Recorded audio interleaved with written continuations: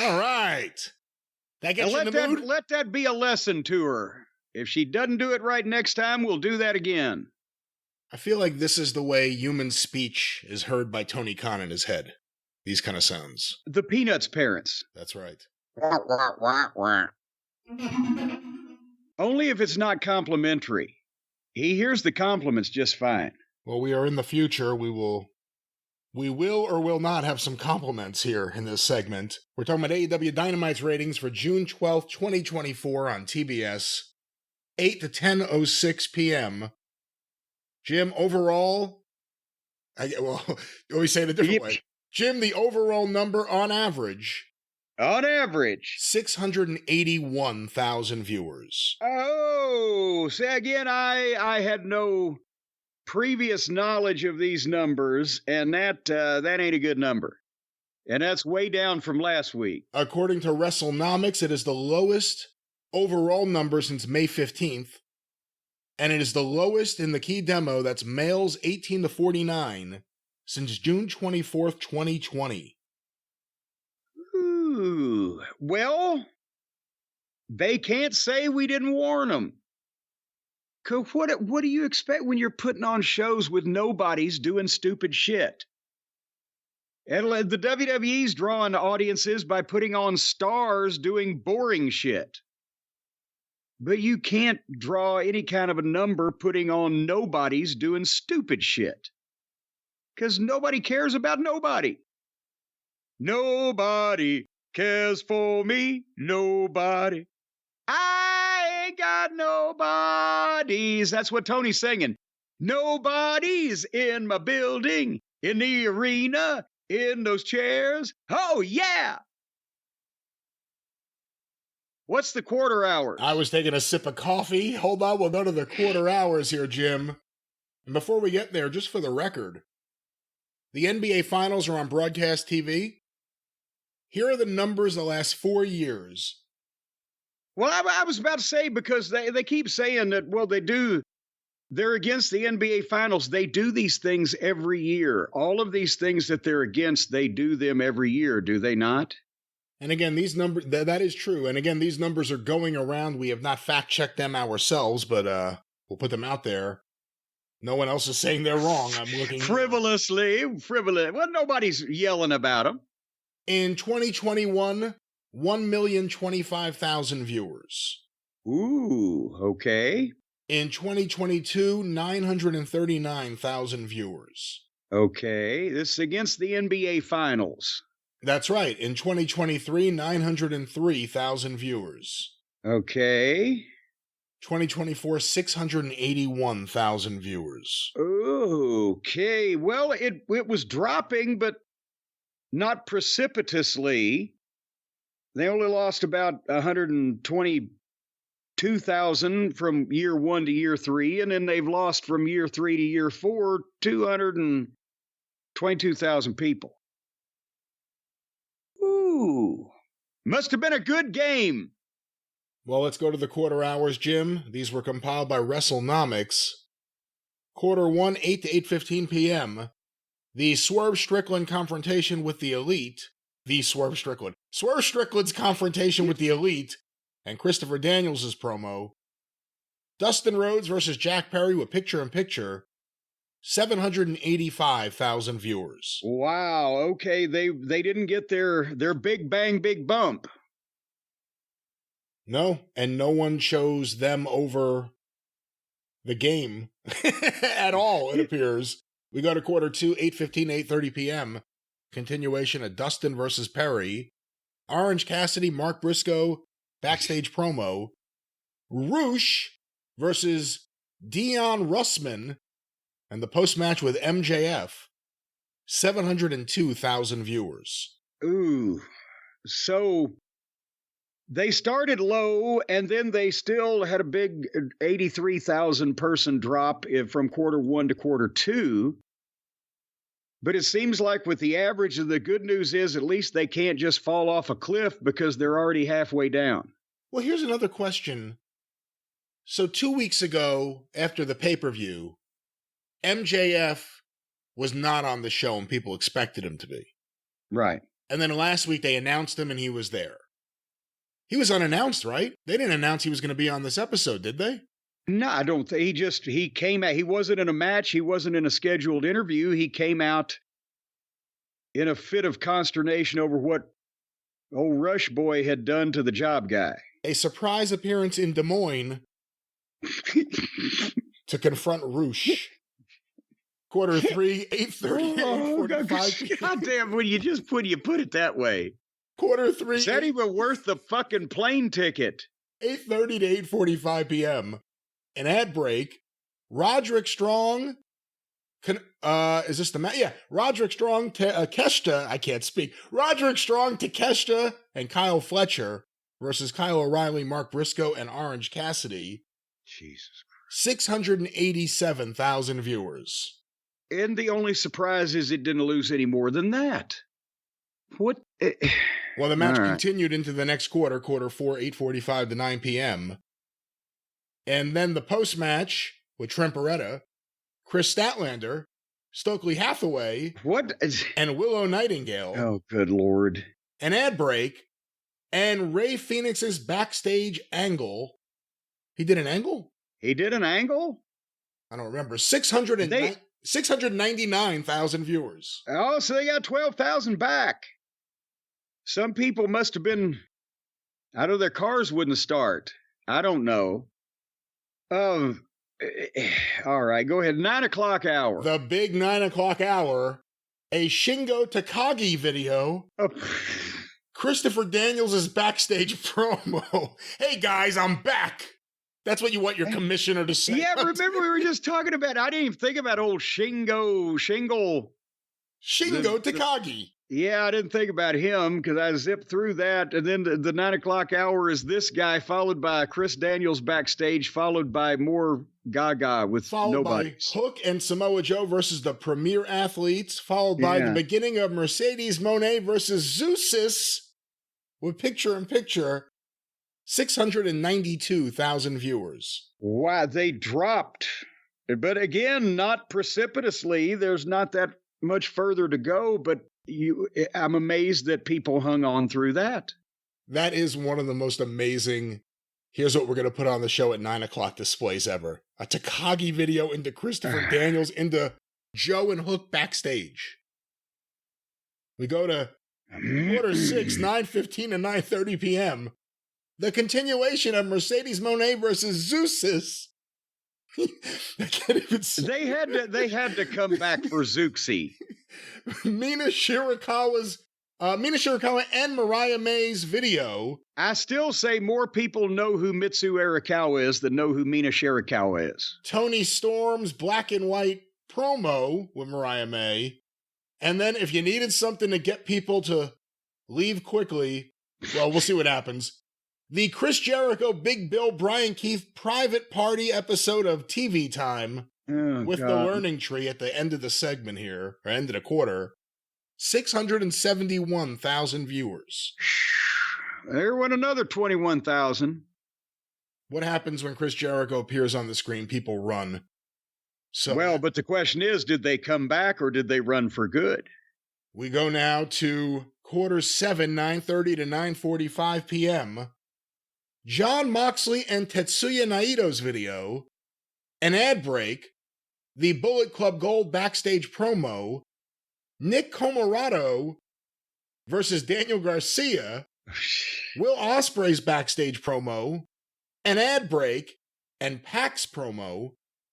618,000 viewers. Wow. Are we going to finish this thing up below 600 grand? Good Lord, that's... People saw that Jericho thing at the end of that previous segment and turned off the show. That's what that is more than anything. More than even the women's stuff is the Jericho stuff. Even the AEW fans are saying it. We go now to quarter 8. I remind you, there's a 6-minute overrun. Will Ospreay versus Ray Phoenix with 2 picture-in-picture breaks, 626,000 viewers, 6-minute overrun, including confrontation with the world champion Swerve Strickland, 608,000 viewers. Oh, so they've killed Modern Family now. They killed the Big Bang Theory lead-in. They've killed Modern Family on the... they've killed Modern Booking. I don't know about on Modern the outside, Theory. they've killed Modern Booking. And the greatest wrestler in the world that they just signed for millions of dollars brought them the two of the three lowest quarters or numbers of the night. Oh, good Lord. And again, the one person who they've done some damage to with the booking, but still means more than everyone else there in terms of what he's been able to prove, what their tangible results for, is MJF, and he appeared unannounced on this show in quarter 2, or whatever it was. Was it quarter 2? And that was still the second highest rated quarter. It was the only other one besides the Open that was over 700,000 people. And they didn't even know he was coming to Des Moines to settle things with Rush. The Des Moines Surprise, they're calling it, ladies and gentlemen. But, Jim, those are the Dynamite ratings. Again, are they making excuses? Everyone's making excuses. Everyone who can't face the facts about the booking and the talent and the feel of the show and the formatting of the show and the commentators on the show, the messaging on the show, everything across the board. The people who can't come to grips with the fact that... How can you pretend at this point? Nobody knows who most of these people are, and they're doing shit that doesn't make any sense, and you can't fucking follow it. Because nobody... The most important thing in wrestling is the fans have to know who's mad at who and who's on whose side, and they have no fucking idea over there themselves. You know, I never thought it was a great idea, ever. The idea of a reboot, like WCW tried it a few times when they were alive, and then when Bischoff was originally going to buy them, they were going to, shut down and reboot. I never believed in that, because I think it does damage you can't repair from, you can't come back from. With that said, it feels like, I'm not saying they should, but it feels like AEW needs a reboot. It just all feels lost at sea. And nothing's holding viewers. Their world champion doesn't feel like a world champion because of the way they've booked him. MJF, they're going to take away everything he has that has helped the company because of the way they're booking him and everything that's being booked around him. The crowd energy is gone. You see sometimes someone will put up a clip of the same wrestlers that are there now. 3 years ago, 4 years ago even. Hot crowd. The pandemic even, hot crowd.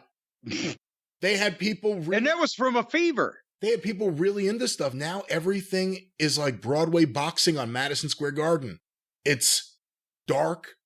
You can't see how many people are there because they don't want you to see how many people are there. Silence. Have you ever heard as much silence? Idle chatter in the crowd. I used to watch Global every day from the Sportatorium at 4 p.m. on ESPN. There was no one there. There was no one there. And it was noisier than everything happening with more people in the building for Dynamite. It's a rough show to get through, and there are people who want to pretend. There are people who want to pretend that the talent's good enough. We're all not seeing it. They're not seeing it. Well, part of the problem is that like a reboot, and I'll make this comment, we'll move on. But if you, like you said, a reboot, if they try to do that, the announcement they need to make is that, ladies and gentlemen, we have hired somebody to replace Tony Khan to run this organization and restore it to its former glory. Because that would be what it would take. But the problem is, for the people that are still there, they like Tony and his shit. Because they're the sickos just like him, the last ones left. And for the people who have left and or the people who never watched to begin with, they don't give a shit if you replace Tony because they're like, what the fuck? They just want to see a good wrestling show. Well, the other thing is, and you kind of hit on it there, the people there don't want anything to change with Tony in terms of him being moved aside. That's the game where I always say that people need to face up to the facts. He can't do it. It can't be, let's surround him with people who could fix him. That ain't going to happen. He thinks he knows more about wrestling than everyone else. And he doesn't. And he certainly doesn't know about classic wrestling or classic booking or understand it or have an ability to apply it or reasonable booking and have an ability to apply it. It doesn't seem like he's ever had a reasonable connection to fucking logic and common sense. But the problem is he's there and the people that work for him love him. And why wouldn't you? He's the most wonderful, generous human being on the planet. And I'm not like saying that facetiously. By all accounts, he is. He's a great guy. By all accounts, he's a wonderful human being. And he'll use his money, his family's money to help people. He's a good guy. And that's why no one wants that to change, because where in life do you have a boss who doesn't care about making a profit, but has no problem just giving everyone endless things to help them? I mean, it's a wonderful thing. Well, that's it. In the words of Carrie Silken to me like 15 years ago, what am I running here? Make a wish? Tony really is. He was. And the answer should have been yes, Carrie. That's exactly what you're running. You did fly 40 people to fucking Phoenix, Arizona for no reason. But this is Make a Wish with, a major budget. And if your wrestling dreams can come true, no matter whether you have talent or not, if you got a funny costume that tickles a few people on indie shows and you do some good cartwheels and flippy doos, then you can fit right in and Tony will love you and make you his friend. And then he flies you places on his plane and he fucking pays for this and that and the other thing. And if you don't want to work, you don't have to. But the show ain't going to get any better like that. But I'm sure it's a wonderful place to work. And I don't know what could help it right now. I don't know what could help the system, what could help the creative and the booking right now. Because when you hear things like Bryan Danielson is next in line, that's a scary thought that people who know and have seen certain things on these shows could be a fan of his wrestling. There are plenty of people who I really enjoy as wrestlers who I wouldn't want to book. And he's one of them. And Tony's not going to let go of this. Even if you tried to come up with a scenario where he could save face, because that's a large part of it, and take a step back to work on other projects, to spend time with his family. I'll still be chairman of the board and president, but someone else will be taking over as head of creative, as general manager, running day-to-day operations. I can't see him doing it. I can't see him dropping anything else either. And he, it's, and if, and again, with the TV rights renewal around the corner, one way or another, something's going to happen pretty soon. If he gets a good deal, it certainly justifies in his head that he's doing a great job and he continues doing what he's doing.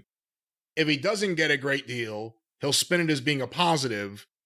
And in some ways, if he can get the right thing, it may be. If AEW went to a purely streaming model, it's not the craziest thing in the world if it got a lot of money. If one of these streaming services threw a lot of money at them just to have this constant streaming content and wrestling fans. But it's a scary thing to make that jump. And, it's obviously, it's a bigger deal still to be on television, but we'll see. Yes, and they're all young folks over there. They might think, oh, wow, we're ahead of the curve. We'll just be all on streaming. Well, see how many superstars you make over on the stream.